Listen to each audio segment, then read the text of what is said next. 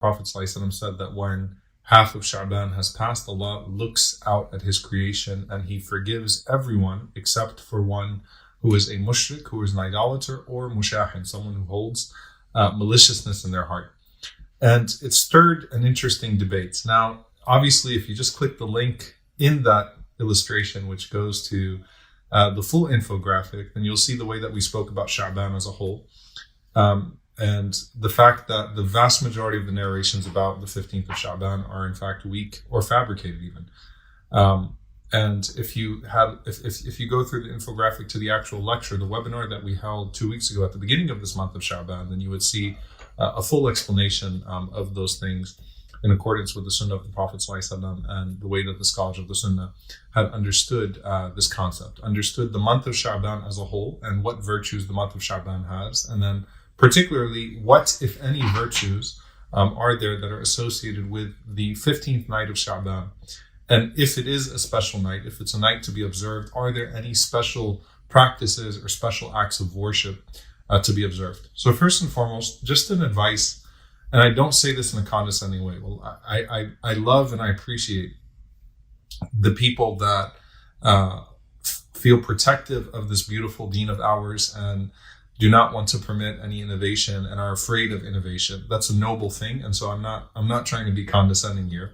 May Allah reward all of you who care so deeply about the Sunnah of the Prophet ﷺ to preserve its practice.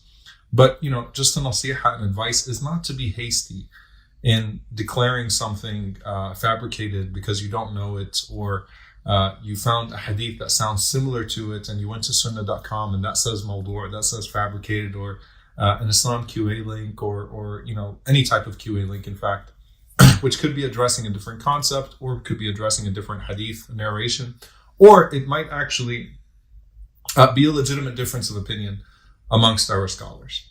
But just don't be quick to dismiss a hadith of the Prophet ﷺ, or to say this is fabricated, this is weak, because that's not appropriate. And again, I know it comes from a noble place, so I'm not saying that in a way of putting anyone down, but in a way of appreciating the sentiment, but at the same time, just be very careful to not be hasty with something like that before you type in a comment or something of those sorts. The second thing is that there's a difference between saying that the night might have some virtue to it, and there are particular acts, specific acts that are legislated for that night. So let's break that down a little bit. And one of the things about the Sunnah of the Prophet ﷺ is it's remarkably consistent. And that's something that I love about our Prophet ﷺ, and I love that you can find the connection between the various acts of worship, the various ibadat in the life of the Prophet ﷺ. So if you went through the full webinar, and if you go through the infographic, the notes, you'll find that the way the Prophet ﷺ described the month of Sha'ban as a whole is very similar to how the Prophet ﷺ described the days of Monday and Thursday. And then within, so that's midweek, Monday and Thursday are spaced out in the week. And then within the day, the time after Fajr and the time after Asr, which are, if you think about Monday and Thursday, they correlate to Fajr and Asr in the day. Sha'ban is the month between Rajab and Ramadan, right? And that's why the Prophet ﷺ said it's a forgotten month and people overlook it.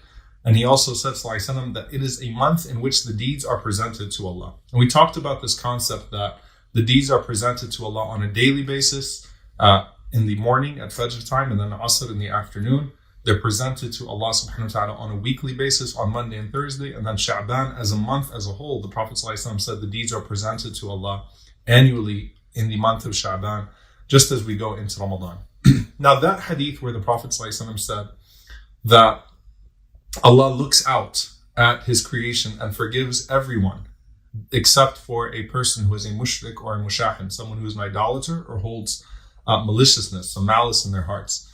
There's another hadith that is so consistent with that hadith that I want you to just listen to it. So this hadith is from Abu Hurairah radiallahu ta'ala anhu. The Prophet ﷺ said, تُفْتَحُ أَبْوَابُ الْجَنَّةِ يَوْمَ الْإِثْنَيْنِ وَيَوْمَ الْخَمِيسِ.